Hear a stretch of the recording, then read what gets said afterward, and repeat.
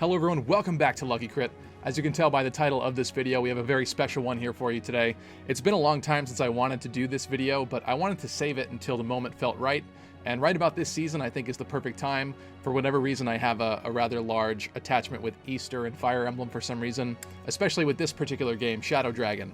And not a lot of people talk about this game, so I'm pretty excited to talk about it today. And today, obviously, I'm going to be sharing with you this save file of mine, which happens to be the greatest Fire Emblem save file that I have. I do also have a Radiant Dawn save file that I'm pretty proud of as well, but I think with that one I didn't spend quite as much time with all the units and stuff. I didn't sink as many hours into it, and I don't think objectively it's quite as impressive as this one. Maybe someday we'll talk about that one, but this one is the real crown jewel as far as my save files go, I would say. But before we get started here today, I do have to thank today's sponsor, and that is Raid Shadow Legends. So Raid Shadow Legends has become kind of a meme in the community because of how prevalent they are all across YouTube. But what I'm really grateful for is that even in these hard times right now, they're still supporting creators far and wide, many different varied creators all across the platform, which I think is amazing. I do personally also have some friends that have played this game for probably over a year or two now at this point, and they actually have tried to get me to play it countless times. So I think right now is probably a pretty good time, and also with some of the stuff going on in the game itself right now, as you'll see, it's also a pretty good time to get started too. So Raid Shadow Legends is a darker, grittier hero collector. The game is free to play, and you can play it both on mobile and also on desktop. Blue shards are the summoning currency in this game, and right now I'm actually going to summon for you guys, but you can check out right here, they do have new player rewards, which is pretty sick, so this is day 2 for me. So they also let me know that the daily login rewards program for new members has been extended from 90 days to 180 days, which is pretty sweet. So that means if you start playing now, you'll be able to get a lot of extra free goodies, and that includes stuff like energy refills, silver, gems, shards, and a free barbarian legendary champion, Syl of the Drakes. Let's go for it. Ooh, boom, okay. Let's take a closer look here. We have a Bloodbraid, we got Jotun, and this guy I've definitely seen in commercials before. He looks very, very familiar. His attack and his defense is massive. Wow, okay. That's definitely somebody that's probably going to end up on a team for me to use. And Knight Errant as well. These are 2 epics that I just pulled out of this 10-pull. Nice. So if you want in on the action, be sure to check out the video description down below. Click on the special links. You'll get 100,000 free silver, 2 clan boss keys, 10 mystery shards, and a free awesome champion, the Executioner. All of that is only available within the next 30 days, so be sure to get it now while you can. Now it's time to finally get into it. So this, my friends, is my Fire Emblem Shadow Dragon save file. This particular save file in this particular game is interesting because it is a Gaiden save file. And now the Gaiden chapters in Fire Emblem Shadow Dragon in particular work quite differently from Gaiden chapters in other games. So in this game, Fire Emblem Shadow Dragon, which happens to be a remake of Fire Emblem 1, Gaiden chapters can only be accessed if you have 15 or fewer units alive, which means that throughout the course of the entire game, every time a Gaiden chapter comes around, you're going to have 15 or fewer units in your army. And in this particular game, it is not incredibly hard. There are super harder difficulties that you can play. I did not play on those difficulties for this particular save file, but in that case, what happens is you actually have to go out of your way to get a lot of units killed. And even worse than that, actually, the game will constantly throw nameless, faceless units at you. Well, I guess they do have names, but they are generic names like Quattro and stuff based on, numbers and things like that. Generic random units to kind of flesh out your army in case you're playing so poorly that you've lost that many units. So it creates an interesting challenge where you basically have to not only purposefully, heartbreakingly kill a lot of units that you probably kind of like, or at least don't really hate all that much, just to get these chapters, but then you also have to be killing generic faceless units from chapter to chapter just to make sure that you can still access those Gaiden chapters. So already that's kind of interesting right off the bat. I did want to make sure with this particular save file that we did in fact recruit as many of the Gaiden characters as possible and keep as many of them alive. I did plan out what characters that I wanted to get. In this particular case, what I'm going to show you first, we're going to dive right in here into this endgame file. This is obviously the last chapter, so spoiler alert if you haven't played Fire Emblem 1. It's not a big deal. I mean, if you're used to Fire Emblem games, there's not really much to spoil here, I could say. But we're going to take a look at my units here. You can see I have 15 still. At this point in time, I did not use the Ohm Staff. In fact, I think... Did I give that to somebody here? I think it might be Elise. Yeah, Elise has the Ohm Staff, and that can actually revive one character who has died. So at this point in time, this is kind of my final stuff that I will show you after this. So a lot of these characters are not quite finished as of yet, but this final chapter was a huge one for me in that I must have spent easily, man, it had to be like 8 hours just on this chapter alone. And I think I attempted it twice. Now, the way that I went through this game, I also did something a little interesting that not a lot of other people did as well. I wanted to take some characters that pretty much nobody would use and also make them incredibly powerful. So that did incur some resetting for level ups. I wanted to make sure that everybody got some of the best level ups possible that I was willing to kind of put up with. So you can see that we don't have too many stats maxed out here off the bat. But the other good thing is that at this point in this save file, I hadn't used any of the stat boosting items, which means that I saved them for post-game basically, which was online PvP. And unfortunately, the online PvP servers for, Nintendo DS, Nintendo servers have since been shut down. So in this case, it's kind of useless at this point. But I wanted to make sure that I had the best possible file here to work from, and a lot of really cool characters that not a lot of people would really see in some of these roles. So we do have characters like Maria here. Now, Maria has notoriously awful growth rates in this game. I'll put them on the screen here. They're bad. They're really bad. And I managed to, through some soft resetting and through some level ups and just reloading saves and stuff, managed to get her pretty darn good. 29 magic is nothing to scoff at. She's got pretty decent speed at 19, decent res. So if you look at all these units, I mean, they're pretty stacked. Even units like Etzel here. Etzel happens to be a Gaiden character. You can only get him from the Gaiden chapters. He is the only recruitable Dark Mage in this game, or technically he is a sorcerer, I think, when you recruit him. But aside from that, there are no other Dark Mage characters that you can actually recruit. You'll have to basically reclass characters into that class if you want them to be a Dark Mage in Fire Emblem Shadow Dragon. Unfortunately, the other thing that has to do with that is no one's really all that great at taking on that role. There's a couple kind of clutch meme picks that people have liked over the years, stuff like Caesar, or I think Border Cord, one of those guys people were recommending on forums back in the day to turn into a Dark Mage, or like he could make it work more than some other characters. So there were a lot of cool little kind of meta things happening with the community way back when, years ago when I was doing this. But in this case, you can see these are all the characters. We'll kind of go through them. I will actually also show you a spreadsheet because I wanted to kind of figure it out for myself how I did in terms of the average level ups, like what the average stats would be compared to what these characters have in this file. So of course, this is not exactly my finished units, if that makes sense, because we did have this one more final chapter to go through, and obviously the final chapter is kind of a big one. There's also something else that I did in this chapter too that I want to talk about as well. So you can see in this game, there are actually save points on the map that are physical things that you can access and save the file. So you can kind of save midway through the chapter, which is cool. And it's kind of useless in normal playthroughs unless, something really good happened and you just wanted to kind of save it there and make sure, you save that for good. But in my case, this was really, really helpful all throughout the game because I saved after getting whatever I felt was a comfortable amount of incredible level ups. So just amazing stats here, here, and here until I felt like, okay, that's a good time. Let's save it.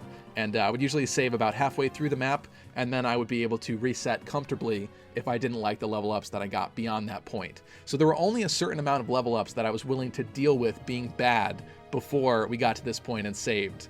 And if I felt that things were going quite well, if people were getting bad level after bad level, it was definitely a reset for me, and I would redo the entire chapter. So stuff like this did make this whole run easier, but that doesn't mean that I didn't spend a crap ton of time still trying to do this, because as I was showing you, there's a lot of units here that I picked that just don't have the best growths. So we even have stuff like this. You can see Elise here. We did just recruit her. I think you recruit her after the final Gaiden chapter, which is why she's here. She's only a level 10 cleric. I think in the final save that I ended up using for the online PvP characters, which we will also go through in a little bit here, I think what I did with the Ohm Staff was I revived Minerva, even though I really didn't use Minerva very much in the playthrough at all anyway. I kind of just killed her off when I needed to. It was very difficult selecting the 15 units that were going to be alive throughout most of the game, but definitely someone who is probably one of the MVPs here is Ogma. Ogma was also the character that I extensively grinded Arena with. Now, if you're familiar with the Arena in Fire Emblem, you can make money from it and also experience, of course, but that's not what I was going for.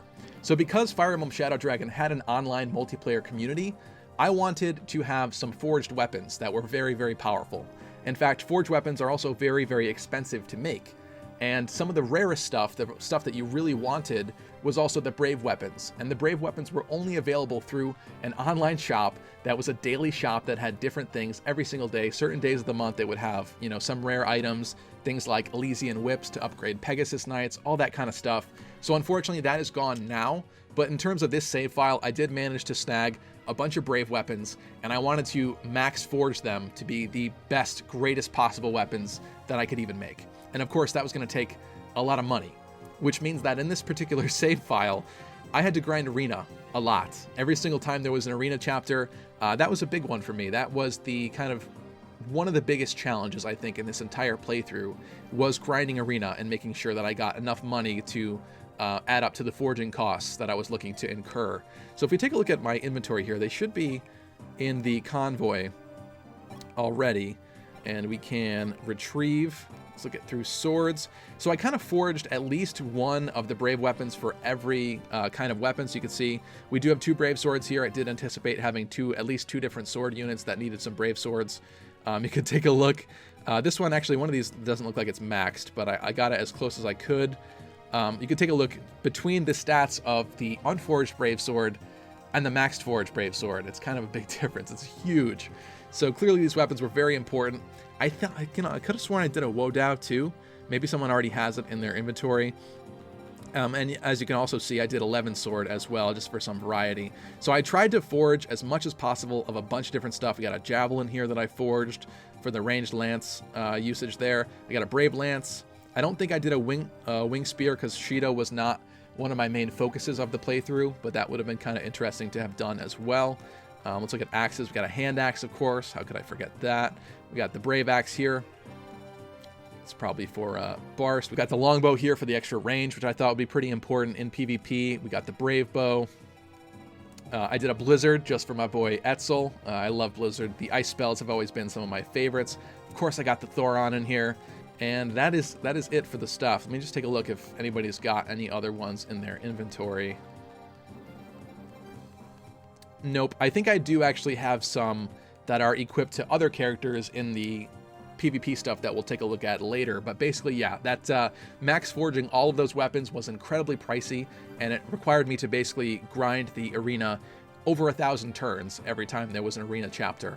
And so the save points in those particular chapters were even more important than usual because anything can happen in the arena. Sometimes you can press the B button too slow and back out too slowly. Sometimes you'll miss a hit that you really think that you're going to hit, and your arena unit is going to die. And so I had some really heartbreaking moments where I had spent hours grinding arena, making a lot of money, and then Agma died randomly or something would happen, and so then I'd have to do it all over again, which was pretty horrible. But the good thing about those chapters is obviously there was still the save points. So what I would have to do in the case of those chapters is play through the entire chapter, get all the good level ups that I wanted from everybody, and then only use the save point about halfway through grinding the arena. So those were a huge gamble, those chapters, but obviously I managed to do it at the end of the day.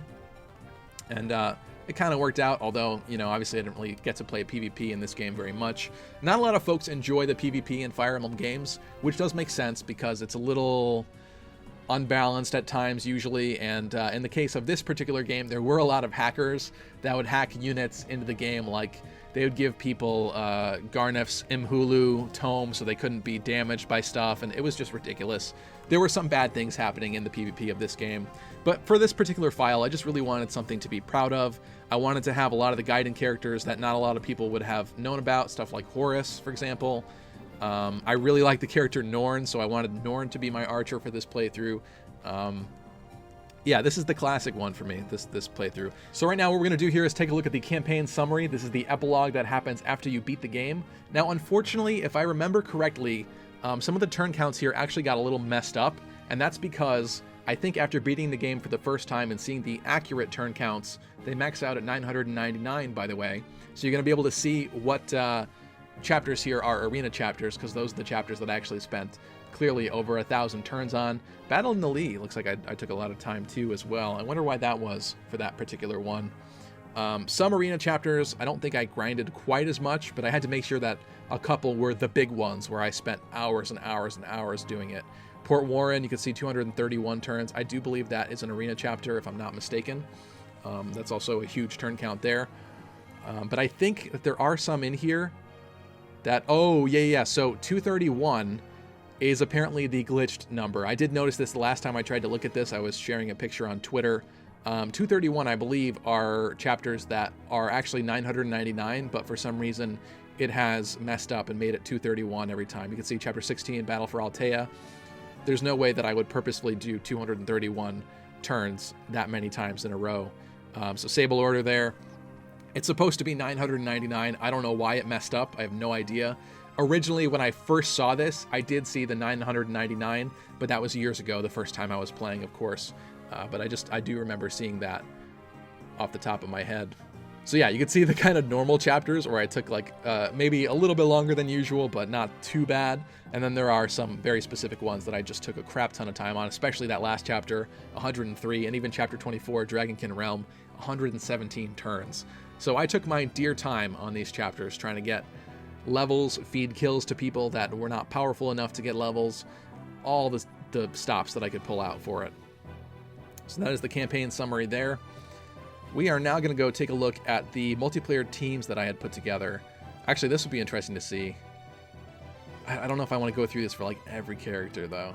Really quickly, maybe we'll just go through some of the characters here that I had to kill over the course of this game just to make it to the Gaiden chapters, because I just couldn't keep them all alive. Looks like I sacrificed Jagan maybe right at the beginning. He might have been the sacrificial lamb unit. Even though canonically that is Frey, I was glad to give Frey a second chance at life with this playthrough. I've always liked Kain a little bit more than Abel. So you can see we have a lot of battles, a lot of wins. That one is in a really strange place, but 125 wins there.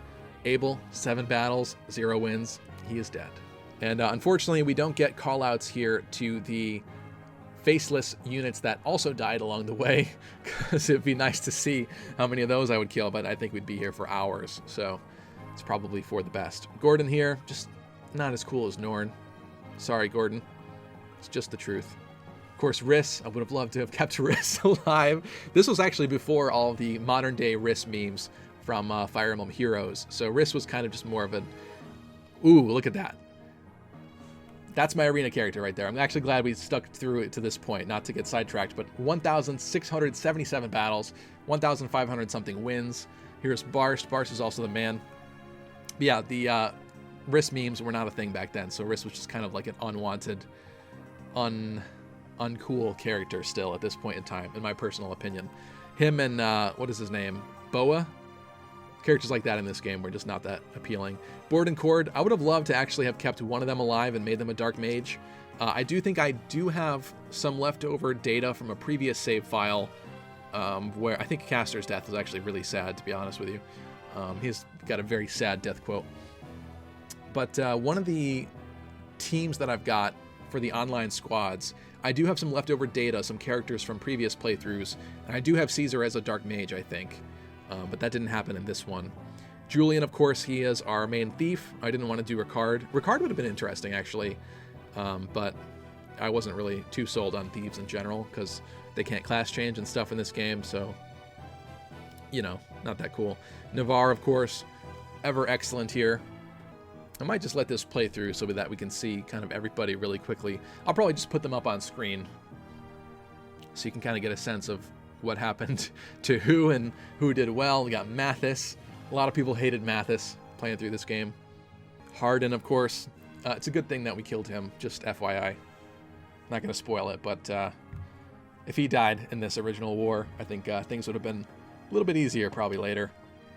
Wolf, of course. A lot of people like Wolf more than Sedgar, but Sedgar has, I think, an extra level on Wolf that he can get, and that means that his stats ultimately end up a little bit better than Wolf's. So these two, if you're not familiar, have amazing, incredible growths. They're some of the most interesting pre-promotes, in my opinion, across the entire series. Very, very cool characters. They have a lot of reclass options. I also didn't play too much with reclassing in this playthrough. You might have seen my Est was actually a Swordmaster instead of a Pegasus Knight or a Falcon Knight. I think I might have done that specifically for growth reasons. There's Wendell, another one of the old men characters that not a lot of people appreciated. Yeah, I think I did the est thing for growth reasons, but I really didn't play with reclassing too much. I also wanted to keep it kind of vanilla in terms of this playthrough with character classes, because I'm sure there were some better growth options for other people. I'm not sure why est was like the defining factor for me in terms of reclassing, but that was just the one particular one that I decided to mess with, I guess. So there's poor Caesar there. Always like Caesar. Rad's pretty cool too, but he wasn't very rad in this playthrough. George, you can also see I had to get rid of. I clearly did a lot of stuff with him, and he fell in chapter 17. I think I just had to make a choice, and it was a difficult choice to make at that point in time.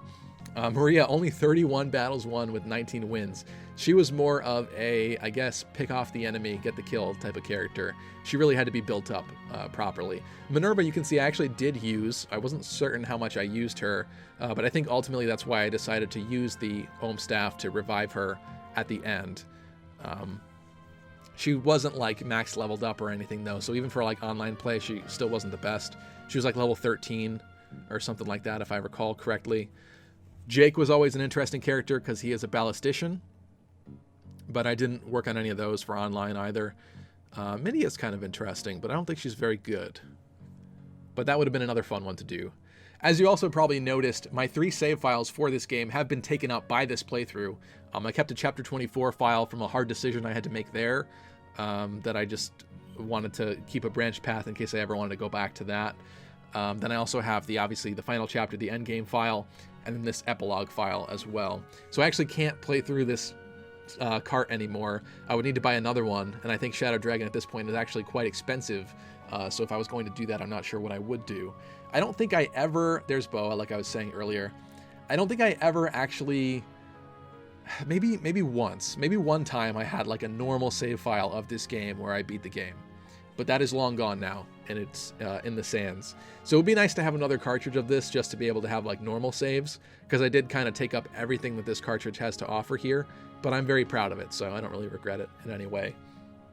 Sad to see the Peg Knights here, but Est is the best, and so that's the one I kept. I've always found Est units interesting, late game recruits that don't come very strong. Samson, I feel like I might have wanted to use Samson, but I think I just didn't have the space for him. Samson and Aaron is a big choice that the player has to make between those two. I think they're both pretty cool. Samson I've always found a little bit more interesting because Aaron's just an orange paladin at the end of the day. He's supposed to be pink or purple, but he's not. And there's plenty of paladin characters. So Samson is kind of more interesting as a hero to me. And he's a blue-haired, purple-armored hero. So I always liked him for that. Elise would have been cool to use, but she just is recruited way too late in the game. So that is not one that I used. And of course, Goto there, didn't use him either. Frey, 302 battles, 195 wins. Nice. Then we're going back to the OGs here a little bit, looping back around. Norn is great. I think she's a little lacking in strength. If you actually play normally, she might leave a little bit to be desired. I could have sworn in this playthrough I did an Athena as well, but maybe it was the other file I'm thinking of as well, because clearly I did not. We did Horus, though. So maybe, oh, you know what it was?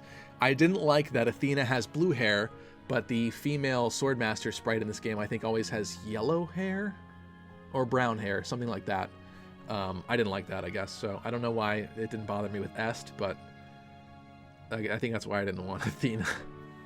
And Ymir here clearly did not use him very much either, unfortunately. But he's very, very late game. And that is that for this save file. So now we're going to take a look at the online squads that I put together. I can't promise that they're amazing, but I did do some little themes. Let's not erase the data. That would be bad. We're going to go player wirelessly, wireless battle, and look at the squads. So in the squads, we're going to view what I made here. These are just things that I made a long time ago. But you can see here is the ultimate fruit of my efforts. I saved all of the stat up items. And what you can do here when you go to make teams, actually, is you can use any of those that you have left over. And what that allows you to do is actually make any team you want. As long as you have decent characters, you can use the same stat boosters on characters from one team as characters from another team, because it's just a file that it's manipulating. So you can basically just pump them all into one character and put that character on this team, pump them into different characters on a different team. I think it's just really, really cool. So you can see here, this is pretty much, this is it. This is what we got going on here. Can't get much better than that. There's an Athena like I thought, so this must be from another save, actually. There's an Etzel there, didn't quite max the HP, but everything else looking pretty darn good on him. Let's take a look at, I want to do the redhead one first, then we'll jump back up to Umbra. But this is the team with characters with red or pink hair. In this particular case, we have Norn here, level 20. She's got the Brave Bow and the Longbow. Max strength, skill, speed. Maria here is a sage. Max that magic, speed, and luck.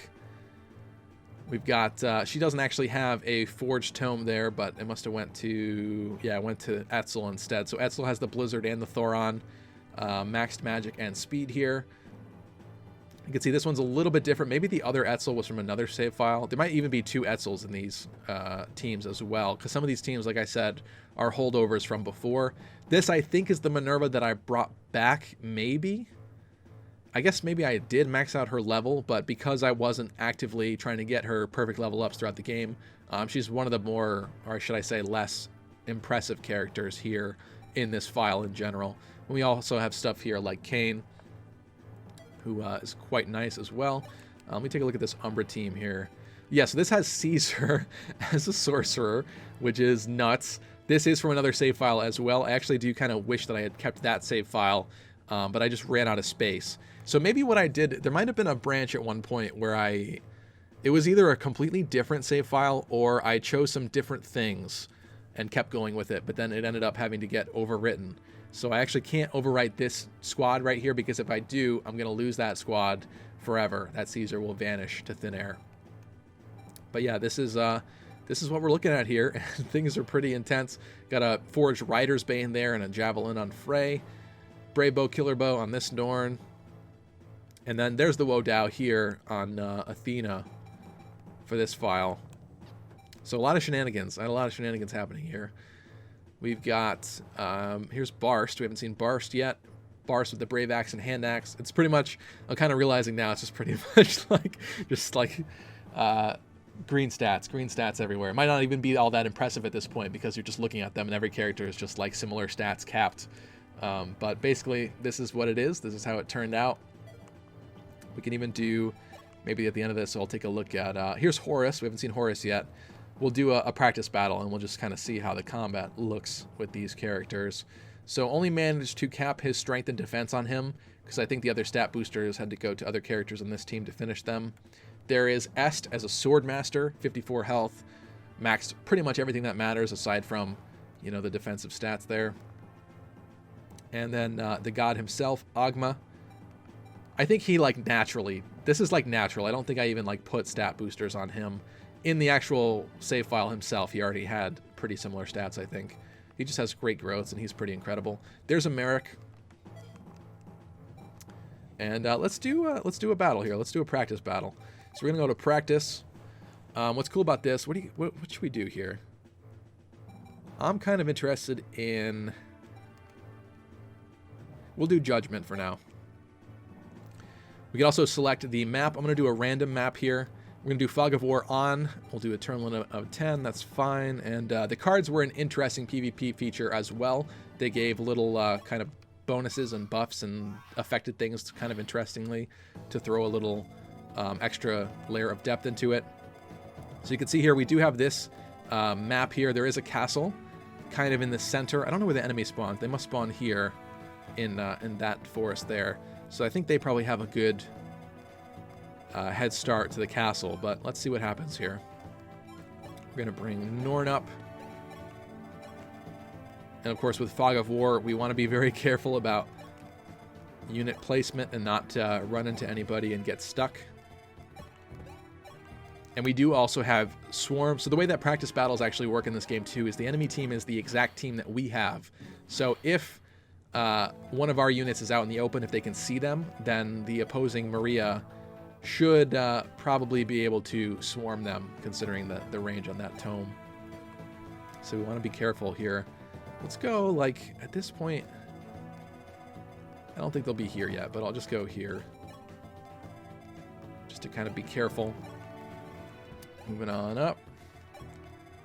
And moving Maria last, just in case we somehow encounter an enemy, I want to be able to swarm them and hit them somehow. All right, we're going to move Frey first. He's going to be our little lookout. You can see the castle has been taken by them at this point. So there's definitely somebody there, and they're probably like scattered all around here. So it's a little scary now. I'm going to put him here. This seems kind of like a good bet. Okay. He's fine there. I'm going to put Navarre on this fortress. So far, so good. The problem is that if they step into our range here as well, another unit can obviously then see our unit if they find them. So a little actually, I'm going to keep you like further back for now. See how this goes.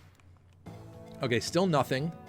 They're definitely around here though. So I think, do we just charge in with Frey? I kind of want to do that, but I don't think it's very smart. Check out the, ooh, nothing so far. Getting a little spooky. I wonder if they're all just like congregating around the castle up there. I'm not even gonna, I'm gonna wait. Okay, we're halfway through and I see nothing. I'm going to go for it. We're gonna move in here. I'm gonna have Frey go, let's go like this way. Boop. Okay, so we see the enemy Navarre and enemy Frey, of course, but we're gonna unload on them. Come on, let's unload on these suckers. Let's go. So we got Norn here. I love that female sniper sprite, especially with that red hair there. Looks great. All right, so that's taken care of already. Let's use the swarm just because I've been talking about it so much. Not the greatest hit rate there, but we're going to take a shot and try it. Here is Maria as a sage. The enemy paladins I was always jealous of because they are red instead of a nasty orange. I don't like the orange color scheme of our paladins. I'm going to use the brave sword here, or I guess we could use the Levin sword, which would be kind of funny. But I'll go for the brave sword for now. With Swordmaster Navarre. Doesn't get the crit, but that's okay, because he's gone anyway. And, oh my god, there's the rest of them. Okay, thankfully, can we take on... Yeah, we can take on the enemy Barst. We might lose some units, actually, because they are actually right all on top of each other right here. So we're going to get attacked by the two of them, Norn and Maria, the leftovers. And that brave bow is going to be kind of mean. Yeah. She didn't crit, though. But Navarre is going down, so that's fine. That's okay. Anyway, now we're going to be able to wrap it up, but I don't know. PvP, it's simple in this game, but I kind of like it. It's just very, you know, it's fine. Nothing wrong with it. Let's go with, let's actually have you attack with maybe Thoron. Let's get some, ooh, look at that, 50. Look at that 50 damage Thoron right there. Boom. Just like she did to Navarre as well, by the way. The enemy Maria. And let's get some Frey action going here, because we have not seen Frey do anything yet. Should I have him? I'll have him javelin her to death. That seems kind of interesting. Oh, he can't. He doesn't double her. So we're going for the brave sword then. So yeah, the brave weapon's definitely what you wanted, especially for PvP. And forge stuff too, obviously going to be quite good. Just for kicks, I want to do a map with Etzel. Okay, this is the map where everybody is kind of split up all around this section here. There's Etzel. Castle is in the center. I'm going to take it. But we have to be very careful on this particular one, especially because everybody's kind of split up. We do get to move first. Just going to have everybody move kind of as far as they can go. Oh.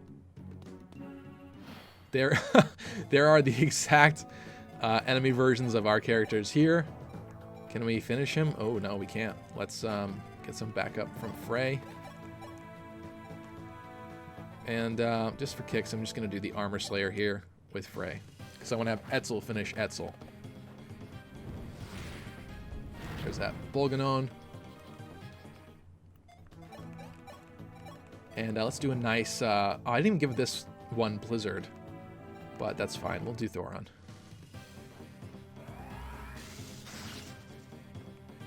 I like Blizzard more.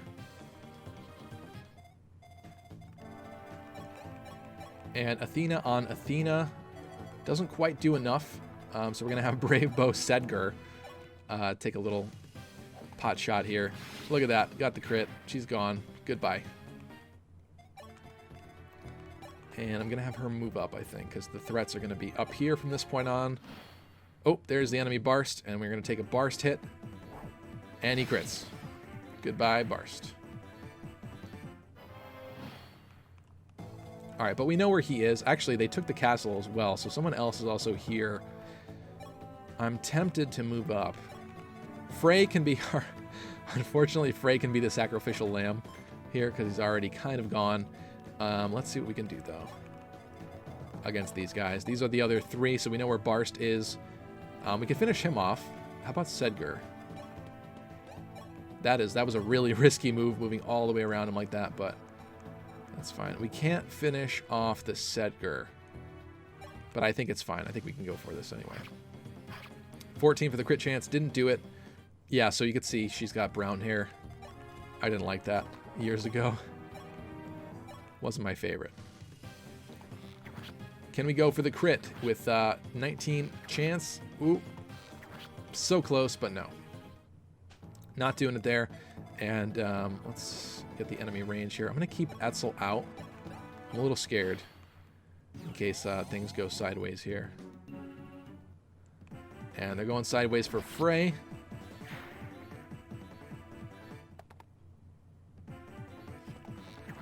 It looks like, yep, Athena's going to live that. She's not going to live that, though. So at this point, we don't have too many options, especially because I can't see them. I think that's kind of a safe bet, though. Brave bow time.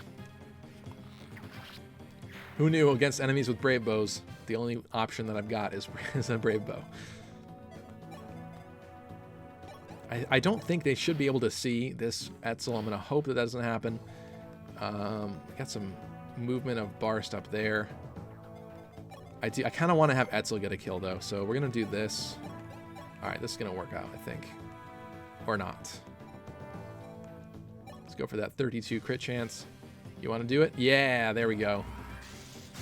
Got the crit on Barst as payback for critting our Barst. And they should still be, yeah, there he is. Goodbye. Let's go with Excalibur now. Just for some variety.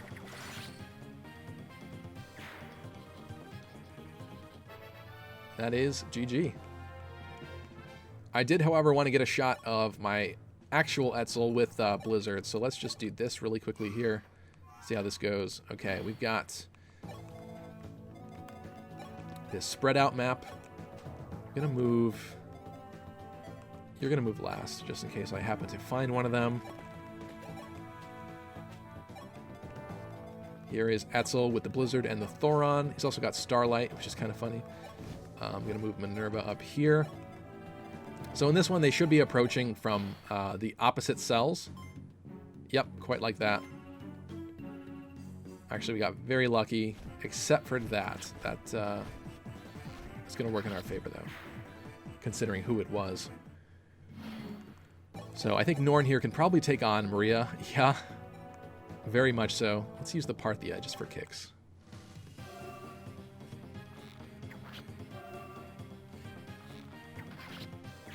There we go. Bye-bye, Maria. Already 2 down there. Nobody has taken this yet, so they haven't quite made it there. But, of course, here's the Kayn. We got Kayn on Kayn action.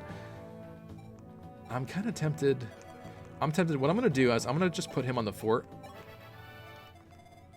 I don't know if that Kayn can still see him or not. Maybe we'll have you swarm him.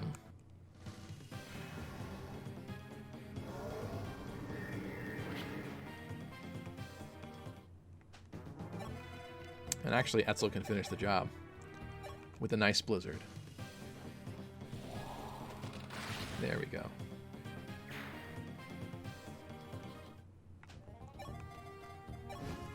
And we should still be expecting somebody from the bottom right. Yep. There is the enemy Etzel. Let's have Minerva do something here. Bring her in. Boop. Let's see if they show up. Oh, there's the enemy Norn. Okay.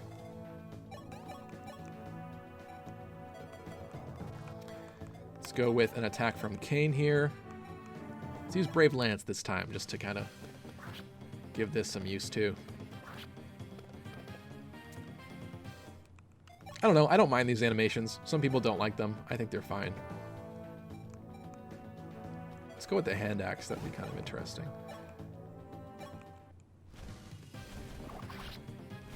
Boom. That should wrap it up. Alright, so anyway, that is the save file. That's kind of everything that I've got to show here. It took a lot of work. I'm still pretty proud of it, to be honest with you, even though it doesn't really mean all that much at this point in time. But I hope that you enjoyed this kind of little look back and maybe further insight into Fire Emblem Shadow Dragon. Fire Emblem Shadow Dragon was an interesting time for Fire Emblem as a series and also the community itself. This is where things were kind of going south. It did not sell very well. It was not, at the time, received all that well either. In fact, a lot of people did not like it because it being a remake of Fire Emblem 1, it didn't have a lot of the more modern quality of life stuff that you'd come to expect from the more recent Fire Emblem games of that time. I mean, we were hot off the heels of like stuff like Radiant Dawn and things like that, and then we're going to go back to, you know, Shadow Dragon, which has no basically skills and abilities, no rescue, none of that kind of stuff, and so it was quite a bit more limited than those games, and I think that because of that, a lot of people were a little disappointed with it. And also there's some things about it like, you know, there's really no support conversations with characters, so most of the characters here are kind of, to some people's opinions, empty husks, or you know, there's just not very much to them. They might not get much more than a couple lines of dialogue when you recruit them, and things like that. So it was a little unfortunate, but I personally have always enjoyed this game. I think that it's still a great game. Even still, if you can accept its limitations and the fact that it is a remake of the first ever Fire Emblem game, I think it's fine. And I think actually, in time, it has aged pretty well. I think more people like it now than they ever did back then. But this was an interesting period of time, because after this game, we didn't even get New Mystery, which is a remake of Fire Emblem 3, Fire Emblem, basically, Fire Emblem 1 Book 2. We never got that here in the West, which was a very bad sign for the Fire Emblem fans of the time, and myself included. I just was like, oh my god. At that point, we had gotten every single game since 7 in the West, and now all of a sudden there's a game that we're not getting anymore. And you know, obviously that was the very beginning of the end. If it hadn't been for Fire Emblem Awakening coming after that, that kind of turned things around and saved everything and brought us to the Fire Emblem that we have now and know and love now. But yeah, this was a grim time in Fire Emblem, and you could tell this particular game too looks a little grim. It's dark. It's Shadow Dragon. It's different styled. It's a lot less cartoony and maybe fun and exciting, perhaps, as kind of the GBA games. But me personally, I always liked it. I always enjoyed it, and I wanted to do something cool with this playthrough, which is why I chose to do the Gaiden run, and had a lot of fun doing that and making those characters, although it took a lot of work. Be sure to let me know what your favorite save files are in the comment section down below. I would love to know, you know, what you guys have slaved away hours and hours on, what your kind of goal was, your plan was with your saves, what the specific kind of theme of the run was, perhaps. I would love to know all that, so be sure to let me know. I hope you enjoyed this video. If you did, be sure to do me a solid and slash the thumbs up down below. Thank you to our sponsor, Raid Shadow Legends, for sponsoring this video as well. Thank you so much for watching, and I will catch you guys in the next video. See you later.